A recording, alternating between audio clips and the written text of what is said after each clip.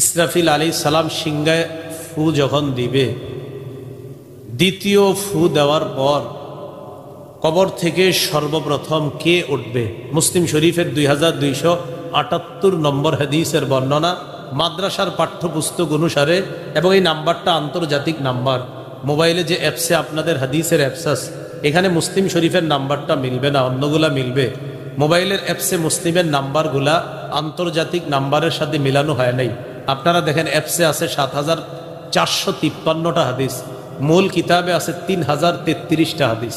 হ্যাঁ, তো অ্যাপসে যেটা আছে এটা মুসলিম শরীফটা, এটা আপনাদের মিলবে না, অন্যগুলা মিলে যাবে।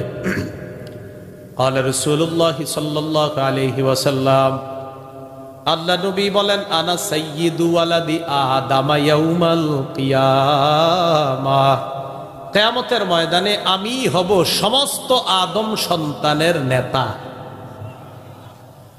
ওয়া আনা আউয়ালু মান ইয়ানশাক্কু আনহু কবরুহু, কিয়ামতের ময়দানে সর্বপ্রথম আমার কবরটা ফাটা হবে। আমার কবর ফাটার পর, কবর ছিদ্র করার পর আমি মুহাম্মদ সর্বপ্রথম কবর থেকে বের হব।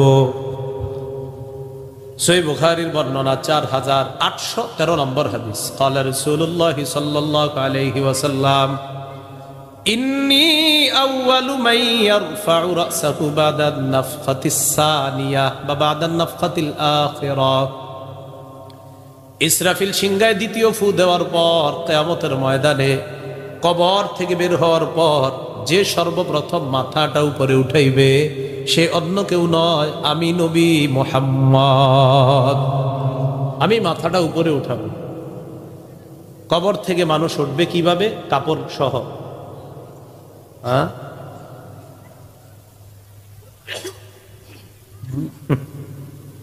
যাক, খুব মন দিয়ে শোনেন। হ্যাঁ, কাপড় সহই উঠবে না। না বলে নেই, আমি পুরান আগের তে না বুঝলেন না, আপনাকে পকেটেও এই হাদিস আছে, কাপড় সহজে উঠবে। আচ্ছা, আবু দাউদ শরীফের বর্ণনা, কবর থেকে মৃত ব্যক্তি ওই কাপড়েই উঠবে যে কাপড়ে তাকে দাফন করা হয়েছে। আবু দাউদের বর্ণনা। কবর থেকে উঠানোর পর দুনিয়াবি পোশাকটা খুলে ফেলা হবে, এবার সে উলঙ্গ হয়ে যাবে। এবার বুখারীর বর্ণনা আসছে 6338, 6317, 6325।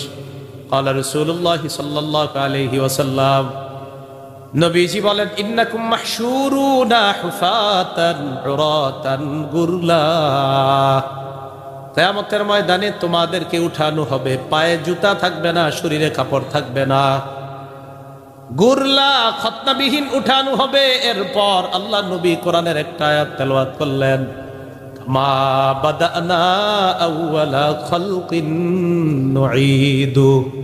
আল্লাহ বলেন, যেইভাবে আমি প্রথম মানুষকে সৃষ্টি করেছিলাম ওইভাবে আবার আমি তাকে পুনরায় উঠাবো। জন্মের সময় পায়ে জুতা ছিল, শরীরে কাপড় ছিল, খতনা ছিলাম আমরা। এই তিন অবস্থায় কিয়ামতের মাঠে উঠানো হবে। তাহলে ব্যাখ্যাটা বুঝেন, কবর থেকে উঠবে, কাপড় থাকবে, দুনিয়াবি কাপড়টা খুলে ফেলা হবে, এই এরপর শরীরে কাপড় নাই, পায়ে জুতা নাই, এই অবস্থায় হাসরের মাঠে গিয়ে জমা হবে। তাহলে দুই হাদিসের ব্যাখ্যা মনে থাকবে তো? কিন্তু আমি ইচ্ছে করি দুইটা হাদিস মানে আলাদা আলাদা বইলে প্যাঁচ লাগাই নাই। কেন? দেখেন, দোনোটা হাদিস মোবাইলে আছে, অ্যাপসেও আছে। আমি হাদিস পড়তে নিষেধ করি না, কিন্তু এই দুই হাদিস বোঝার জন্য উস্তাদ দরকার আছে না নাই? এক হাদিসে আছে কাপড় সহ উঠবে, আরেক হাদিসে আছে কাপড় থাকবে না। আপনি তো টেনশনে পড়ে যাবেন কোনটা মানবো, অথচ দুইটাই মানতে হবে। ব্যাখ্যা, কাপড় সহ উঠবে, দুনিয়াবি কাপড় খুলে ফেলা হবে, এরপর কাপড় ছাড়া হাসর হবে। এটা হলো বুখারীর বর্ণনা। তো হাসর হয়ে গেল। হাসরের ময়দানে সর্বপ্রথম কাকে পোশাক পরানো হবে? কাপড় তো নাই। আম্মা জান আয়েশা সিদ্দিকা রাদিয়াল্লাহু তাআলা আনহা প্রশ্ন করলেন, ইয়া রাসূলুল্লাহ, পোশাক যদি না থাকে আমরা কি লজ্জা পাবো না? একজন আরেকজনের দিকে তাকাইলে কি লজ্জা পাবে না? নবীজি জবাব দিলেন, আয়েশা, আল আমরু আশাদ্দু মিন আইয়ুহিম্মাহুম যাক। আয়েশা, কিয়ামতের ময়দান এত ভয়াবহ হবে আয়েশা, পাশের জনের পরনের মধ্যে কাপড় আছে না নাই মানুষ দেখারও টাইম পাবে না। নিজের টেনশনে থাকবে, কি দেখবে কাপড় আছে না নাই। সূরা আবাসার 37 নম্বর আয়াতে আল্লাহ বলেন, লিকুল্লি ইমরিইম মিনহুম ইয়াউমাইযিন শাআনুন ইউগনি। প্রত্যেকটা মানুষের একটা কঠিন অবস্থা হবে, এই অবস্থা তাকে ব্যস্ত রাখবে, কে পাশে আছে না নাই এই চিন্তাও হবে না। ক্বালা রাসূলুল্লাহ সাল্লাল্লাহু আলাইহি ওয়াসাল্লাম আউয়ালু মান ইউকসা ইয়াউমাল কিয়ামাতি ইব্রাহিম আলাইহিস সালাতু ওয়াস সালাম ইউকসা হুল্লাতাম মিনাল জান্নাহ সুম্মা ইউতা বি ফাউকসা হুল্লাতাম মিনাল জান্নাহ। কিয়ামতের ময়দানে ইব্রাহিম নবীকে সর্বপ্রথম কাপড় পরানো হবে, এরপর আমার কাছে জান্নাতের কাপড় আনা হবে, আনার পর ইব্রাহিম নবীর সর্বপ্রথম জান্নাতের পোশাক পরানো হবে, এরপর কিয়ামতের ময়দানে আমি নবী মুহাম্মদকে জান্নাতের পোশাক পরিয়ে দেওয়া হবে। প্রথম ইব্রাহিম নবী, এরপর আমাদের নবীকে পোশাক পরানো হবে। এইভাবে আপনার কিয়ামতের ময়দানের অবস্থাটা এবার খুব মন দিয়ে শুনেন। কিয়ামতের ময়দানে কাফেররা উঠবে কেমনে? কারা কারা? কাফেররা। সূরা মাআরিজের 43-44 নম্বর আয়াতে আল্লাহ বলেন, ইয়াউমা ইয়াখরুজুনা মিনাল আজদাসি সিরাআন কাআন্নাহুম ইলা নুসুবি ইউফিদুন খাশিআতান আবসারুহুম তারহাকুহুম জিল্লাহ ওয়া ক্বাদ কানু ইউদআউনা খাশিআতান আবসারুহুম তারহাকুহুম জিল্লাহ যালিকাল ইয়াউমুল্লাযী কানু ইউআদুন। আল্লাহ বলেন, সেদিন কাফেররা কবর থেকে দ্রুততার সাথে উঠবে, দেখলে মনে হবে কোন লক্ষ্যস্থলের দিকে ছুটছে। দুনিয়াতে যেমন আল্লাহ ছাড়া অনেক খোদার দিকে তারা দৌড়াইতো, এইভাবে কিয়ামতের মাঠে উঠবে আর তাদের চোখগুলা থাকবে ভীত শঙ্কিত, লাঞ্ছনা তাদেরকে আচ্ছন্ন করে ফেলবে। আল্লাহ বলেন, এই দিনের কথাই তাদেরকে বলা হয়েছে, তারা বিশ্বাস করে না। তারা উল্টা বলতো, আইজা কুন্না তুরাবান আইন্না লাফি খালকিন জাদীদ। আচ্ছা, আমরা যদি মাটি হয়ে যাই আবার আমাদেরকে সৃষ্টি করা হবে, এটা কিভাবে সম্ভব? নাউজুবিল্লাহ বলেন। এটা তারা বলতো যে এইগুলা বিশ্বাস করি না আমরা, এই জাতীয় কথা বলতো। আপনাদের মাথায় প্রশ্ন আসতে পারে, হুজুর আমগরে আবার কেমনে বানাইব? আমরা তো আসলেই মাটি হয়ে যাব, কবরের নিচে গেলে মাটি খেয়ে ফেলবে। এই জবাব রাসূল দিয়ে গিয়েছেন। আবু দাউদ শরীফ 4743 নম্বর হাদিস। ক্বালা রাসূলুল্লাহ সাল্লাল্লাহু আলাইহি ওয়াসাল্লাম কুল্লু বিনি আদম তাকুলুহুল আরদ ইল্লা আজাবাজ্জাম মিনহু খুলিকা ওয়া ফীহি ইউরাক্কাব। রাসূলুল্লাহ সাল্লাল্লাহু আলাইহি সাল্লাম বলেন, আমাদেরকে মাটির নিচে দাফন করার পর মাটি আদম সন্তানের দেহের সব খেয়ে ফেলবে, লেঙ্গুরের একটা হাড় বাকি থাকবে, একটা হাড় ছাড়া সব খাবে। মিনহু খুলিকা, এটা থেকেই তাকে সৃষ্টি করা হয়েছে। অফিহি ইউরাক্কাব, আবার এটা দিয়েই তাকে সৃষ্টি করে কিয়ামতের ময়দানে উঠানো হবে। কিয়ামতের ময়দানে উঠানো। তবে সবাই আমার সাথে বলেন, তবে নবীদের দেহ মাটি খেতে পারবে না। নবীরা আদম সন্তান হওয়া সত্ত্বেও নবীদের দেহ মাটি খেতে পারবে না। দলিল আবু দাউদ শরীফের 1047 নম্বর হাদিস। ক্বালা রাসূলুল্লাহ সাল্লাল্লাহু আলাইহি ওয়াসাল্লাম ইন্নাল্লাহা হাররামা আলাল আরদি আজসাদাল আমবিয়া। মাটির উপর আল্লাহ হারাম করে দিয়েছেন নবীদের শরীরকে, মাটি নবীদের দেহ খেতে পারবে না। সুবহানাল্লাহ। মনে থাকবেনি কথাগুলো। এখন কিয়ামতের ময়দানে আমগরে উঠানো হবে। অনেক নাস্তিক যারা আল্লাহ বিশ্বাস করে না, তারা কয় এটা কেমনে সম্ভব? কি কয় এটা কেমনে সম্ভব? আচ্ছা, নাস্তিক ভাইয়া যিনি, উনি কি আগে কিছু ছিল? আমরা এখানে যারা, আমরা কি কিছু ছিলাম?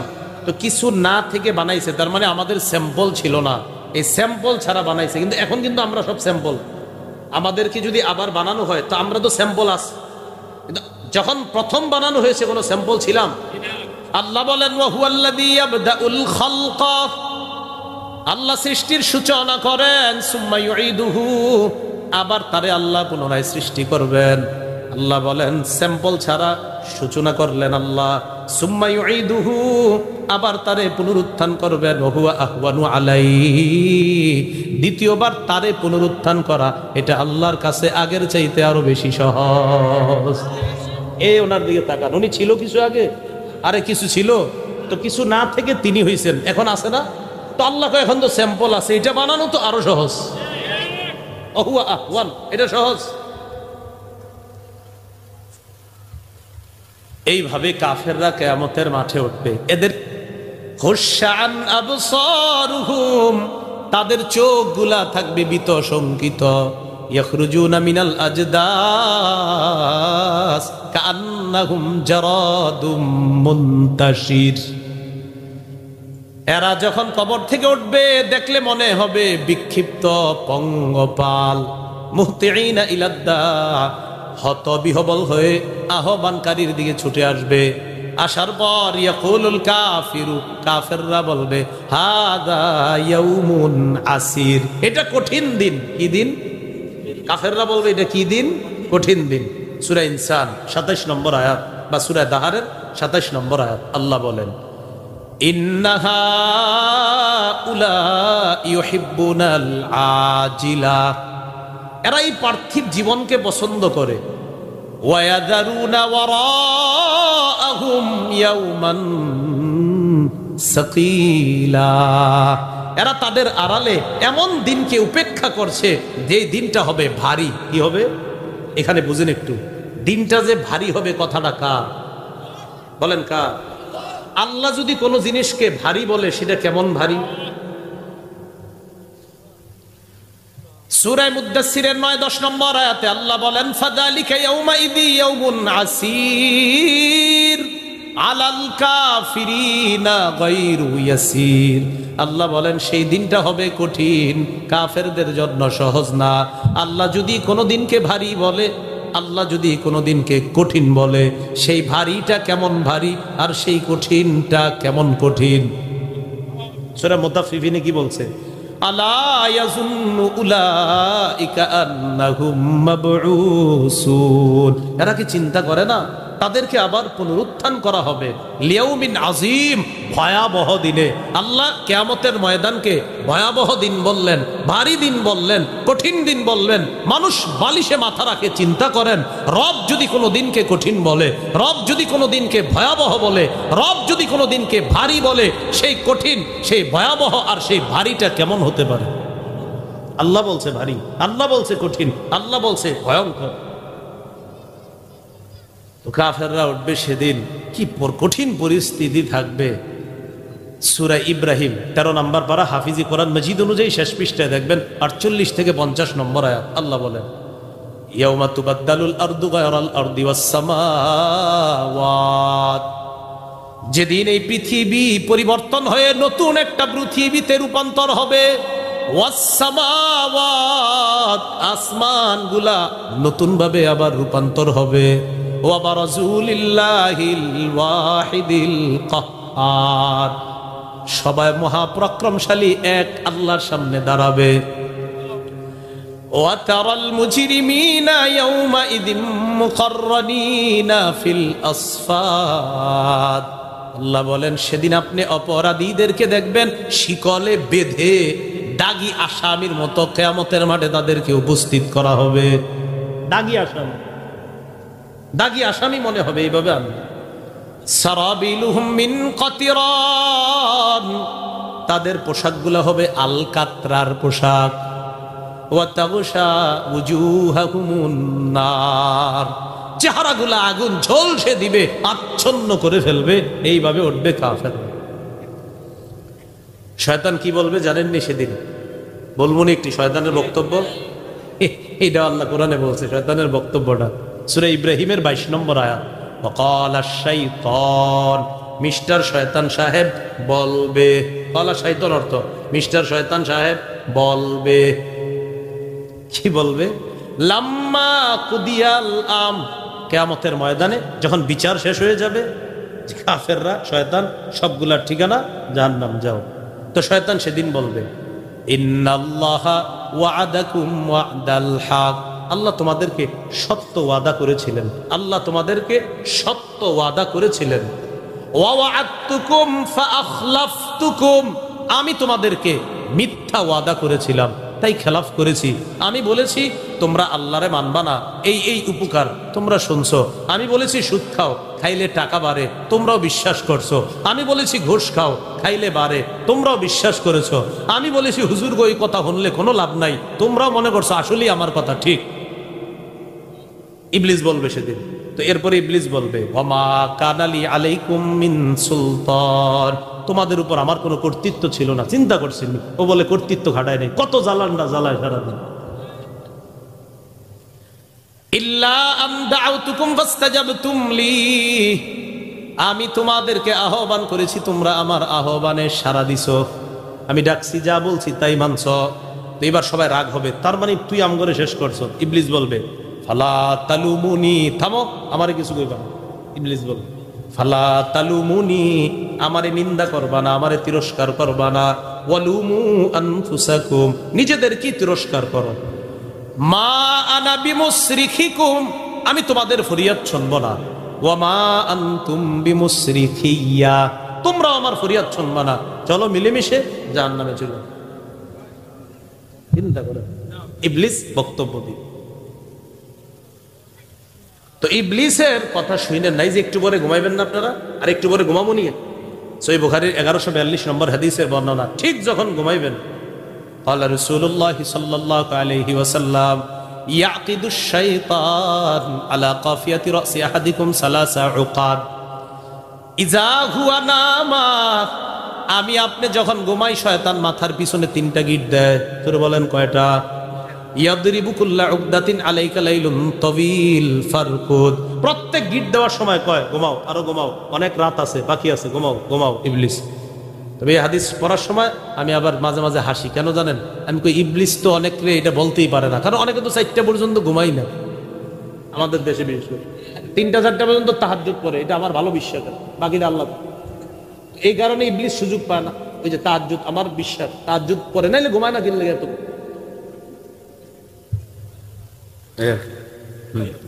তো এই জন্য ইবলিস কয় তোমরা তো আমারই নিয়ে আসো, আমি আর কি গিটটা দিব। বলেন আমরা ঘুমাইলে কয় গিট দেয়? প্রতি গিটের সময় কি কয়? ঘুমাও, আরো ঘুমাও, রাত বাকি আছে, এখন আয় ঘুমাও, রাত বাকি আছে। ফাইনিস্তাই কজা, বান্দা যখন জাগ্রত হয়, ফাযাকারাল্লাহ, জাগ্রত হওয়ার পর যখন বান্দা পড়ে আলহামদুলিল্লাহিল্লাযী আহইয়ানা বাদামা আমাতানা ওয়া ইলাইহিন নুশুর, এই দোয়াটা যখন পড়ে, পারেননি সবাই? এই দোয়াটা যখন পড়ে ইনহাল্লাত উকদা, একটা গিট খুলে যায়। আর রয়েছে কয়টা? 2টা। ফাইন তাওয়াদ্দা ইনহাল্লাত উকদাতুন, আরেকটা গিট খুলে যখন ওই বান্দা ওযু করে, সাথে সাথে আরেকটা গিট খুলে যায়। রইল কয়টা? ওয়া ইন সাল্লাহ, বান্দা যখন ফজরের নামাজ আদায় করে, ইনহাল্লাত উকদাতুন, 3 নাম্বার গিটটাও খুলে যায়। আসবাহানা শীতান নফস, বান্দা উৎফুল্ল মনে তার সকালটা শুরু করে। উৎফুল্ল মনে, কি মনে? উৎফুল্ল। এই যে আমার একটা কিতাব আসবে ইনশাআল্লাহ, উৎফুল্ল মনে প্রভাত, লেখালেখি চলতেছে। তো উৎফুল্ল মনে বান্দা তার সকালটা শুরু করে। এখন আমরা তো, আপনার উৎফুল্ল মন কি? ওই যে হযরতে ঘুমাইতো 4টায়, উৎফুল্ল মন করতে পাইবেন। ভোরের হাওয়া কত উপকারী, এই হাওয়া আমরা নিচ্ছি না। সহিহ বুখারীর 3343 নম্বর হাদিসে আল্লাহ রাসূল বলেন নুসিরতু বিস-সাবাহ, আমাকে ভোরের হাওয়া দ্বারা সাহায্য করা হয়েছে। ওয়া উহলিকাত আদুন বিদ-দাবুর, পশ্চিমের প্রচন্ড ঠান্ডা বাতাস দ্বারা আদ জাতিকে ধ্বংস করা হয়েছে, আর ভোরের হাওয়া দ্বারা আমাকে সাহায্য করা হয়েছে। ভোরের হাওয়ায় সব ঘুমায়, সাহায্য কই? তিরমিজি শরীফের 1212, মানে 12 কত হয়? 1212। قال رسول الله صلى الله عليه وسلم اللهم بارك لي امتي في بكورها, আল্লাহ আমার উম্মতের ফজরের সময়, ভোর বেলার সময়টাতে আপনি ভরপুর বরকত দিন। হাদিসের বর্ণনাকারী সাহাবী সখর আল গামিদি তিনি বলেন কানা রাসূলুল্লাহ সাল্লাল্লাহু আলাইহি ওয়াসাল্লাম ইজা বাআসা সারিয়াতান আও জাইশা বাআসা আউয়ালান নাহার, আল্লাহ নবী যখন ছোট বড় কোনো দল জিহাদের ময়দানে পাঠাইতেন, সকাল সকাল পাঠাইতেন, যেন সকালের বরকত নিয়ে তারা বের হয়ে যায়। সাহাবী বর্ণনাকারী তার নাম সখর, ওয়া কানা রাজুলান তাজিরা, সাহাবী সখর ছিলেন একজন ব্যবসায়ী। এই সাহাবী সখর যখন ব্যবসার কাজে কাউরে পাঠাইতেন, সকাল সকাল পাঠায়া দিতেন। তিনি বলেন এই সকাল সকাল ব্যবসা করার কারণে আল্লাহ আমারে ভরপুর বরকত দিয়ে দিছে। এই যে অনেকে দেখবেন সকালে শাকসবজি বেচ, আরে এরা যদি ফজর পড়তো আল্লাহ ভরপুর বরকত দিত। শাকসবজি বেচে তো ওই সময় আপনি বরকত, কিন্তু ফজরটা অনেকে পড়ে না, যদি পড়তো ভরপুর বরকত পেয়ে যাইতো। কারণ ভোরের হাওয়া, ওই সময়ের বরকতটা, এটা রসুল বলেন নুসিরতু বিস-সাবা, ভোরের হাওয়া দ্বারা আমাকে সাহায্য করা হয়েছে। এই জন্যই তো হেফজখানার ছাত্রগুলোরে 3:30 4টা 4:30টায় কেন উঠিয়ে দেওয়া হয়? ভোরের হাওয়ায় তার মেধা শার্প থাকে, মেধা ভালো থাকে। ওই জন্য ওই সময় ওই বাচ্চা ছেলেটা সুন্দরভাবে তাড়াতাড়ি কোরআন মুখস্থ করে ফেলে, এমনি উঠায় না তাদেরকে। এজন্য প্রতিবাদ আন্দাজি করেন না যে কেন এত তাড়াতাড়ি উঠায়। আল্লাহ আমাদেরকে বুঝার তৌফিক দান করে, বুঝে শুনি। তো আগের কথায় ফিরে যাই, চলেন। তো বলছিলাম ইবলিস কিয়ামতের মাঠে বলবে আমারে কিছু বলবা না, আমার দোষ নাই, সব দোষ তুমগো, ইবলিস বলবে। এটা হলো কাফেরের হালাত। ইমানদার যারা ইমানদার গুনাহগার, ইমানদার গুনাহগার, তাদের কি হালাত হবে ওই মাঠে? মুসলিম শরীফের 987 নম্বর হাদিস, قال رسول الله صلى الله عليه وسلم, নবীজি বলেন মা মিন সাহিবি যাহাবিন ওয়ালা ফিদ্দাতিন লা ইউদ্দি মিনহা হাক্কাহা, স্বর্ণ আর রূপা যাদের আছে তারা যদি যাকাত না দেয়, কি না দেয়,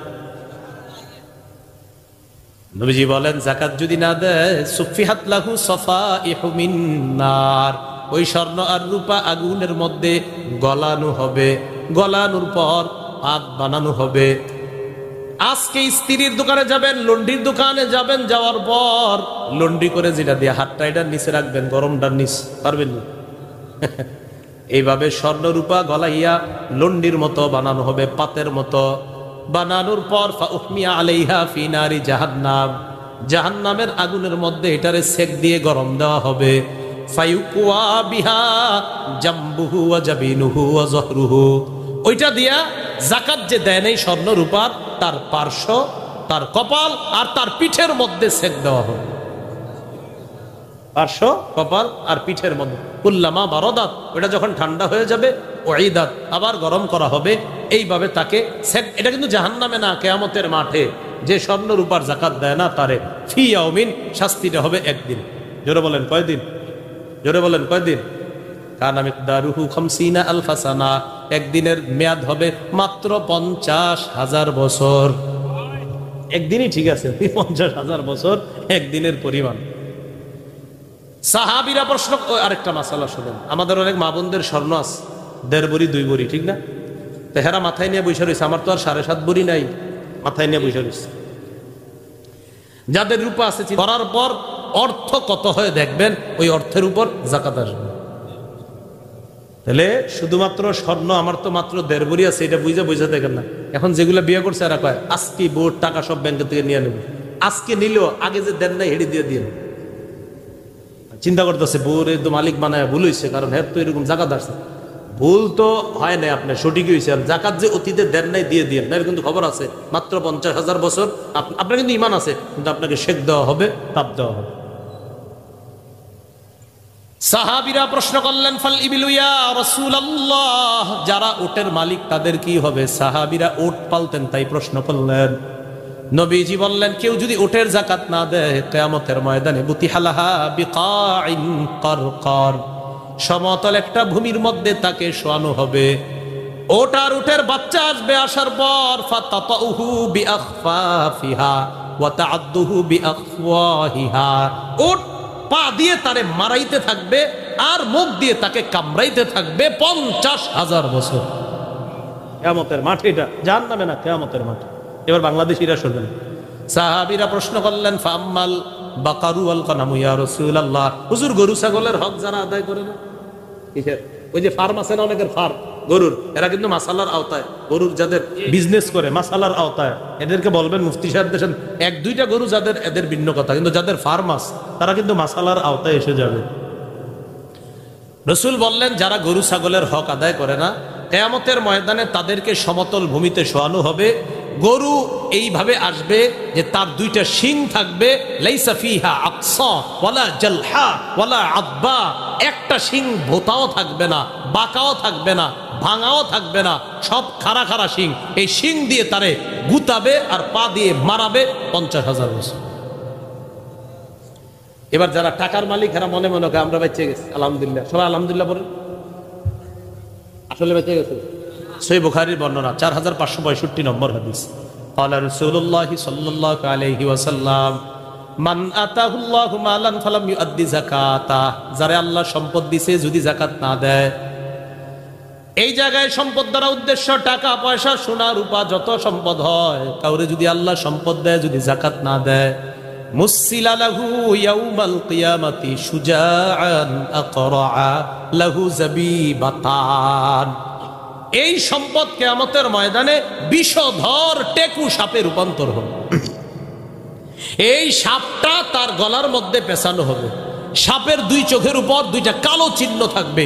ইয়াখুযু বিলিহজিমাতাইহি ইয়ানি বিশিদকাই, দুই চলের মধ্যে সাপ এইভাবে ধরবে, ধরার সময় বলবে আনা কানজুকা আনা মালুকা, আমি তোমার সঞ্চিত সম্পদ, আমি তোমার সঞ্চিত খাজানা, আমারে তুমি যাকাত দাও নাই, তাই আজকে আমি তোমাকে খাবো, কারণ আমি তোমারে যাকাত দাও নাই, এজন্য আমি সাপ হইছি, এখন তোমারে খাবো। এই কথা বইলা নবীজি কোরআনের একটা আয়াত তেলাওয়াত করলেন, সূরা আলী ইমরানের 180 নম্বর আয়াত। ওয়ালা ইয়াহসাবান্নাল্লাযীনা ইয়াবখালুনা বিমা আতাহুমুল্লাহু মিন ফাদলিহি হুয়া খায়রাল লাহুম, যারা আল্লাহর দেওয়া সম্পদ থেকে যাকাত দেয় না, তারা যেন এটা মনে না করে এটা তাদের জন্য কল্যাণ, বাল হুয়া শাররুল লাহুম, এটা তাদের জন্য অকল্যাণ। সায়ুতাওয়াকুনা মা বাখিলু বিহি, তারা যে কিপ্রতা করে যাকাত দেয় নাই, এই সম্পদটাকে সাপে রূপান্তরিত করে তাদের গলার মধ্যে পেঁচায় দেওয়া হবে। নাউজুবিল্লাহ। এ হলো কিয়ামতের ময়দানে ইমানদার গুনাহগারের অবস্থা। আর যারা মুত্তাকি হবে তাদের কি অবস্থা হবে? সূরা ইউনূসের 62 থেকে 64 নম্বর আয়াতে আল্লাহ বলেন, আলা ইন্না আউলিয়া আল্লাহ লা খাউফুন আলাইহিম ওয়ালা হুম ইয়াহজানুন। যারা আল্লাহর ওলি, কিয়ামতের ময়দানে তাদের কোনো ভয় নাই, তাদের কোনো চিন্তা নাই। ভয়ের বাস্তবায়ন না ঘটিয়ে, চিন্তার বাস্তবায়ন না ঘটিয়ে আল্লাহ তাদেরকে জান্নাত দান করবেন। এ হলো মুত্তাকি ইমানদারদের অবস্থা। কিয়ামতের ময়দানে মানুষগুলা যখন হাসরের মাঠে জমা হবে, সবার কঠিন অবস্থা থাকবে। সহিহ বুখারীর বর্ণনা 4712 নম্বর হাদিস।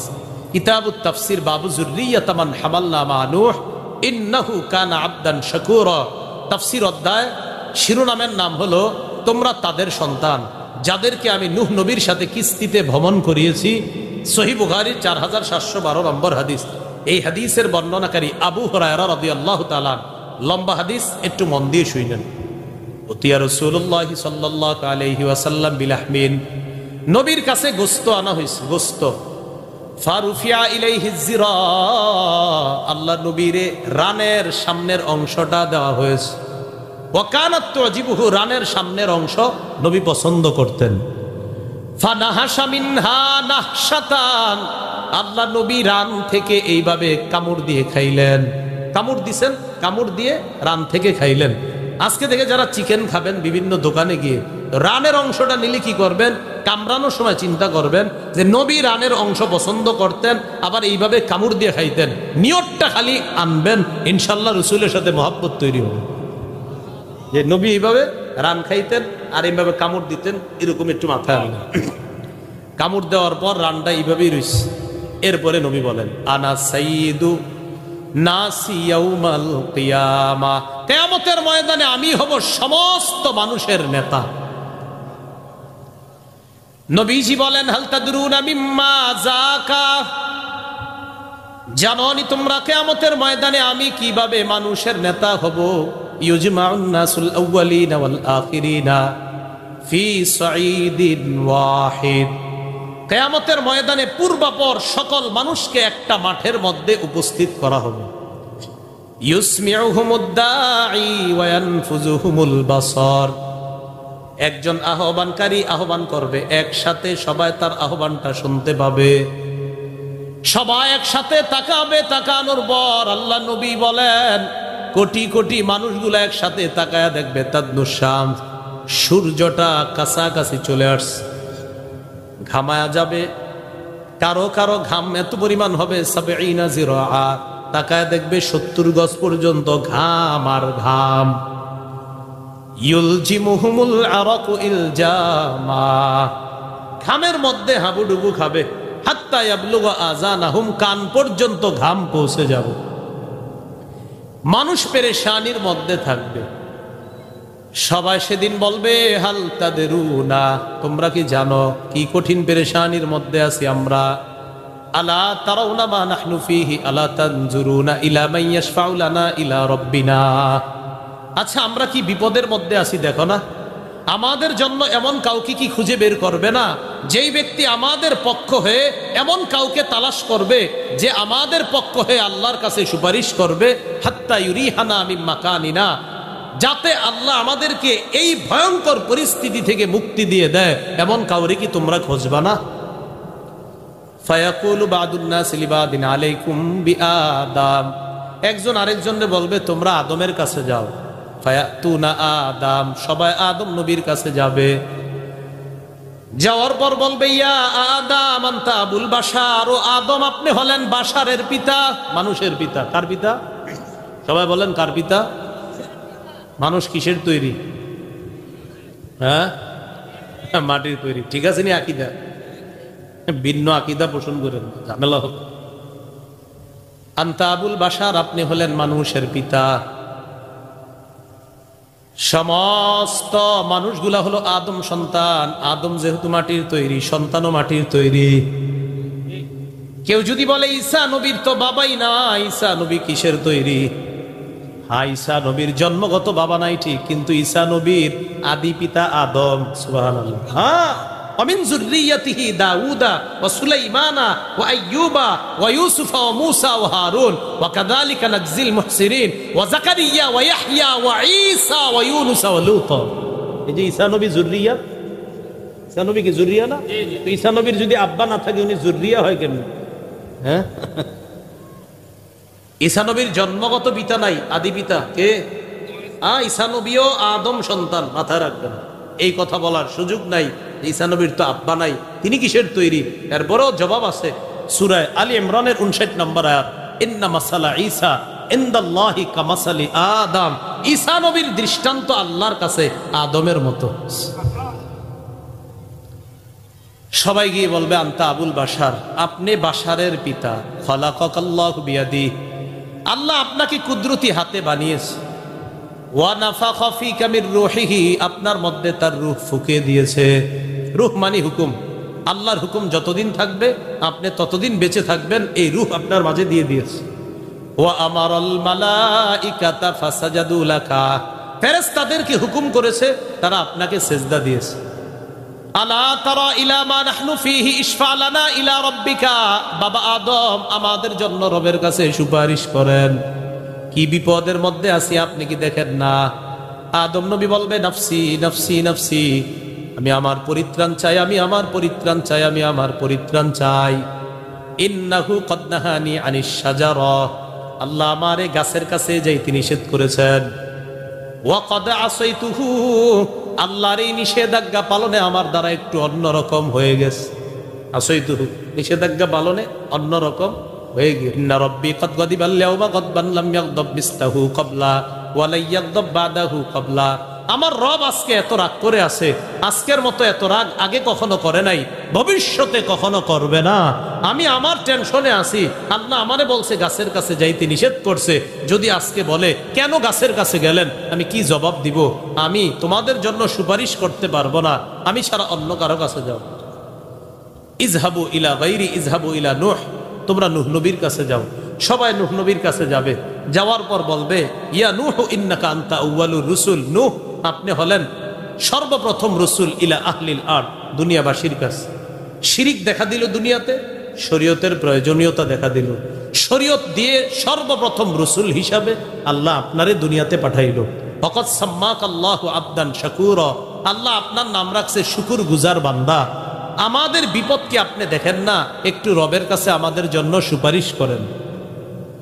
নূহ নবী জবাব দিবে ইন্নাহু কদ কানাত লি দাওয়াতুন দাআউতুহা আলা কওমি, আল্লাহ আমাকে স্পেশাল একটা দোয়া দিচ্ছে, এই দোয়াটা আমি আমার জাতির বিরুদ্ধে করেছি। আজকে যদি আল্লাহ বলে আপনারে একটা দোয়া দিলাম করার জন্য, এই দোয়াটা আপনি আমার বান্দাদের পক্ষে করতে পারতেন, আপনি আমার বান্দাদের বিরুদ্ধে করলেন, সবগুলারে আমি পানির নিচে ডুবাইয়া মারলাম। আল্লাহ যদি বলে ফেলে আমি কি বলবো? ইজহাবু ইলা গায়রি ইজহাবু ইলা ইব্রাহিম, আমি ছাড়া অন্য কারো কাছে যাও, ইব্রাহিম নবীর কাছে যাও।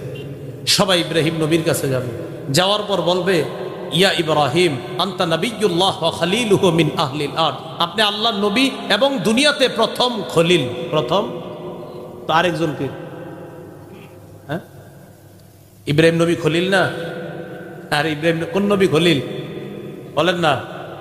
তো আমি অনুবাদ করছি প্রথম খলিল, তো আরেকজন কে? দ্বিতীয়টা কেউ আছে কেউ? এজন্য মাহফিলে আসবো শিখতে। বলেন কি নিয়তে আসবো? ইব্রাহিম নবী খলিল, এটা সঠিক কথা। আমাদের নবীও খলিল। সুবহানাল্লাহ। দলিল ইন্তেকালের 5 দিন আগে বলছে, মুসলিম শরীফের বর্ণনা, ইন্নাল্লাহ ইত্তাখাযানি খলিলা কামা ইত্তাখাযা ইব্রাহিমা খলিলা। আল্লাহ ইব্রাহিম নবীরে যেমন খলিল হিসাবে গ্রহণ করছে, আমাকেও খলিল হিসাবে গ্রহণ করছে। খলিল কয়জন হইল? 2 জন। এজন্য আমাদের নবী নবিয়্যুল্লাহ, খলিলুল্লাহ, রাসূলুল্লাহ, হাবিবুল্লাহ। ইব্রাহিম নবীরে বলবে একটু সুপারিশ করেন। ইব্রাহিম নবী বলবে, কদ কাযাবতু সালাসা কাযিবাত, দুনিয়াতে 3টা কথা আমার দ্বারা একটু অন্যরকম হয়ে গেছে। আমি ডাইরেক্ট না বলে একটু অন্যভাবে বলেছিলাম। আল্লাহ যদি বলে ডাইরেক্ট কথা একটু অন্যভাবে কেন বললেন, কি জবাব দিব? জাতি আমারে বলছে মেলায় চলো, আমি বলছি ইন্নী সাকিম, আমি অসুস্থ, আমি যেতে পারবো না।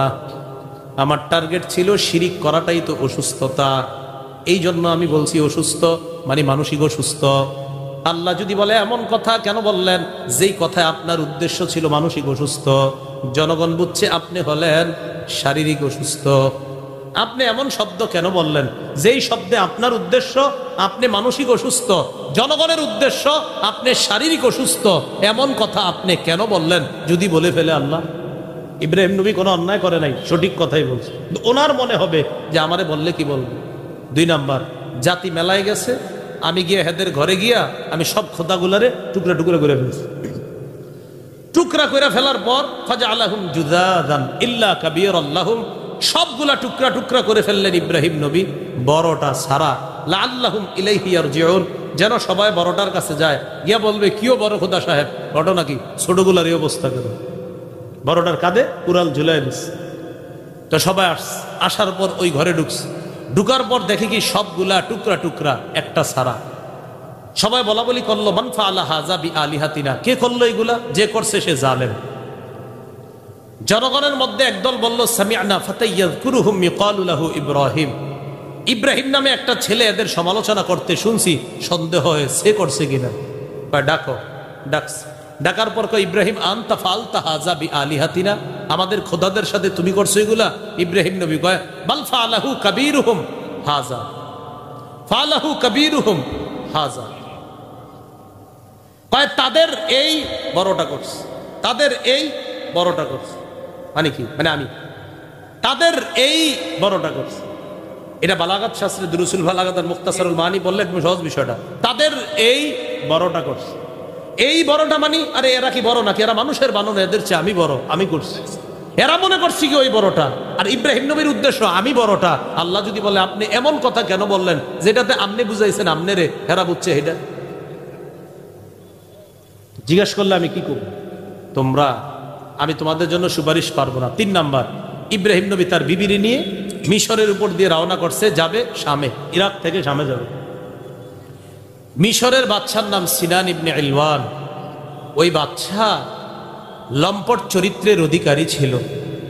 সুন্দরী কোনো নারীর কথা শুনলে তার সাথে অপকর্ম করার জন্য সে পাগল হয়ে যেত। বলেন নাউজুবিল্লাহ। ইব্রাহিম নবীর বিবি সারা তার সংবাদ পেয়ে বাদশার সামনে তাকে ডাকা হলো। ইব্রাহিম নবী বললেন, বাদশা যদি তোমাকে প্রশ্ন করে সম্পর্কে তুমি আমার কি হও, তুমি বলবা তুমি আমার বোন হও। কি হও? আসলে বোন না বিবি? বিবি। কেমনে বোন? তুমিও আদমের মেয়ে, আমি আদমের ছেলে, ভাই বোন। ঠিক আছে। লম্পটের দুশ্চরিত্র থেকে স্ত্রীকে বাঁচানোর জন্য এই কথা বলা দুনিয়ার সব মুফতিরা বলবে জায়েজ। ইব্রাহিম নবীর টেনশন, আল্লাহ যদি আমারে বলে আপনি বুঝাইছেন আপনি আদমের ছেলে, আপনার বিবি আদমের মেয়ে, বাচ্চা তো বুঝছে অন্যটা, এমন কথা কেন বললেন যেটাতে আপনি বুঝছেন একটা, বাচ্চা বুঝছে আরেকটা? আমি কি জবাব দিব? আমি ছাড়া অন্য কারো কাছে যাও, আমি আমার টেনশনে আছি। এই 3 প্রশ্ন নিয়ে আমি টেনশনে আছি। ইযহাবু ইলা গায়রি ইযহাবু ইলা মুসা আলাইহিস সালাতু ওয়াস সালাম, মুসা নবীর কাছে যাও, সবাই মুসা নবীর কাছে যায়। যাওয়ার পর বলবে ইয়া মুসা আনতা রাসূলুল্লাহ ওয়া ফাদ্দালাকা আল্লাহু বিরিসালাতিহি ওয়া বিকালামিহি আলান নাস। মুসা আপনি আল্লাহর রাসূল, শ্রেষ্ঠত্ব আল্লাহ আপনাকে দান করেছেন, আল্লাহ আপনার সাথে কথা বলতেন, আল্লাহ আপনাকে রিসালাত দান করছে, একটু কথা বলেন না আজকে আমাদের পক্ষ হয়ে। মুসা নবী বলবে কদ কাতালতু নাফসান লাম উমার বিকতলিহা, একজনে ঘুষি মারছি মরে গেছে, আল্লাহ যদি আজকে আমারে বলে ঘুষিটা মারলেন কেন, আমি কি জবাব দিব? আমি আমার টেনশনে আছি, অন্য কারো কাছে যাব, ঈসা নবীর কাছে যাব। ঈসা নবী লাম ইয়াজকুর জামবা, কোন ত্রুটির কথা উল্লেখ না করে ঈসা নবী বলবে ইযহাবু ইলা গায়রি ইযহাবু ইলা মুহাম্মাদিন সাল্লাল্লাহু আলাইহি ওয়াসাল্লাম, তোমরা মুহাম্মদ সাল্লাল্লাহু আলাইহি ওয়াসাল্লামের কাছে যাও।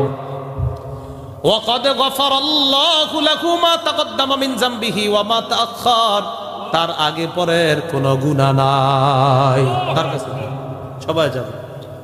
যাওয়ার পর নবীকে বলবে আনতা রাসূলুল্লাহ ওয়া খাতামুল আম্বিয়া, আপনি আল্লাহর রাসূল এবং শেষ নবী, একটু সুপারিশ করেন, বিপদে আছে। আমাদের নবী বলেন ফান্তলিকু, নবীজি এই হাদিস যখন কইতাছে কেমনে রইছে ভুলে গেছে, ওই যে গোস্ত খাইতেছে তো এই তো এমনি রইছে, এখনো শেষ করে নাই কথা।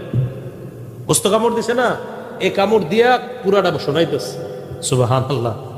হাদিস শেষ হয় না, তো অনেক বড় হাদিস এটা, একদম বুখারীতে 1.5 পৃষ্ঠার বেশি, 2 পৃষ্ঠার মতোই হাদিস। রাসূলুল্লাহ সাল্লাল্লাহু আলাইহি সাল্লাম বলেন ফান্তলিকু, আমি রওনা করব, হাত্তা আতি তাহতাল আরশ ফাআকাউ সাজিদান লিরাব্বি, আরশের নিচে গিয়ে আল্লাহর কাছে সিজদা করে যাব। ফায়াদাউনি মাশাআল্লাহু আইয়াদা, আল্লাহ যতক্ষণ মন চায় আমারে সেখানে রেখে দিবেন। সুম্মা ইফতাহুল্লাহু লি মিন মাহামিদিহি মিন হুসনিস সানা, আল্লাহ আমারে প্রশংসার সুযোগ দিবেন, এত প্রশংসা করব, এই জাতীয় প্রশংসার বাণী আল্লাহ আর কাউরে শিখায় নাই, আমারে শিখায় দিবেন। আহমাদুহু বিতাহমিদিন ইউআল্লিমুনিহি, এমন শব্দে প্রশংসা করব যেই প্রশংসাগুলা আল্লাহ আমাকে শিখায় দিবেন। সিজদায় আছি, আল্লাহ বলবে ইরফা রাসাক, মাথা উঠান। এরপর 3টা কথা বলবে, সাল তো হাবিব আপনি যা চান তাই দিবেন। 2 নম্বর কুল তুসমা, আপনি যা বলেন তাই শুনবো। 3 ওয়াশফা তুশাফা, আপনি যা সুপারিশ করেন মঞ্জুর করা হবে। নবীর সুপারিশে কিয়ামতের মাঠ, তখন আল্লাহ বিচার ব্যবস্থা কায়েম করবেন। এই বিচার ব্যবস্থা যখন আল্লাহ শুরু করবেন, বিচার ব্যবস্থায় কারো আমল নামা ডান হাতে যাবে, কারো আমল নামা বাম হাতে যাবে। সূরা মাআরিজে বলেন ফাম্মা মান উতিয়া কিতাবাহু বিয়ামিনি, যার আমল নামা ডান হাতে যাবে, ফায়াকুলু হা উমকরাউ কিতাবিয়া, সূরা হাক্কর মধ্যে আল্লাহ বলেন যার আমল নামা ডান হাতে যাবে সে অন্যদেরকে গিয়ে রেজাল্ট দেখায় বলবে দেখো আমার আমল নামাটা একটু দেখো, আমারে ডান হাতে দিছে, আমি জান্নাতে। ইন্নী জানান্তু আন্নী মুলাকিন হিসাবি, আমি জানতাম আজকে হিসাবের মুখোমুখি হতে হবে। ফাহুয়া ফি ঈশাতির রাদিয়া, অনন্তকাল সন্তোষজনক আরামের মধ্যে থাকবে। ফি জান্নাতিন আলিয়া, উঁচু জান্নাতে। কুতুফুহা দানিয়া, জান্নাতের ফল পাড়তে হবে না, ফল তার মুখের কাছে আসবে। কুলু ওয়াশরাবু হানিআম বিমা আসলাফতুম ফিল আইয়ামিল খালিয়া, বলা হবে খাও পান করো, যেমনে মন চায়, যখন মন চায়, যেভাবে মন চায়, যা করতে মন চায় করতে থাকো। দুনিয়াতে ভালো কাজ করছিলা, এই বিনিময়ে আমি আল্লাহ তোমার দান করছি। ওয়া আম্মা মান উতিয়া কিতাবাহু বিশিমালি, যার আমলনামা বাম হাতে দেওয়া হবে, ফায়াকুলু ইয়া লাইতানি লাম উতা কিতাবিয়া, আমলনামা দেখে বলবে হায় আমার আমলনামা যদি আমাকে দেওয়া না হতো। ওয়ালাম আদিরি মা হিসাবিয়া, আমি যদি আমার হিসাব না জানতাম। ইয়া লাইতাহা কানাতিল কাদিয়া, আহারে মরণ যদি আমার চূড়ান্ত ফয়সালা হয়ে যাইতো। আল্লাহ বলেন ইয়াতিহিল মাউতু মিন কুল্লি মাকান ওয়া মা হুয়া বিমাইয়িত, কিয়ামতের মাঠে মরণ চারদিক থেকে আসবে, মনে হবে কিন্তু তুমি মরবা না। মরণ একবারই হয়ে গেছে, আর মরবা না, মনে হবে তুমি মারা গেছো, মারা যাবা না। এরপর আল্লাহ বলবেন খুজু, তারে ধরো, ফাগুল্লু, গলার মধ্যে বেরি পরায়া দাও, সুম্মাল জাহিমা সল্লু, বেরি লাগায়া টানতে টানতে জাহান্নামের কাছে নিয়ে ধাক্কা দিয়ে ফেলায়া দাও, সুম্মা ফি সিলসিলাতিন যারউহা ৭০ যিরাআ, ৭০ গজ শিকলের মধ্যে তারে গেঁথে দাও।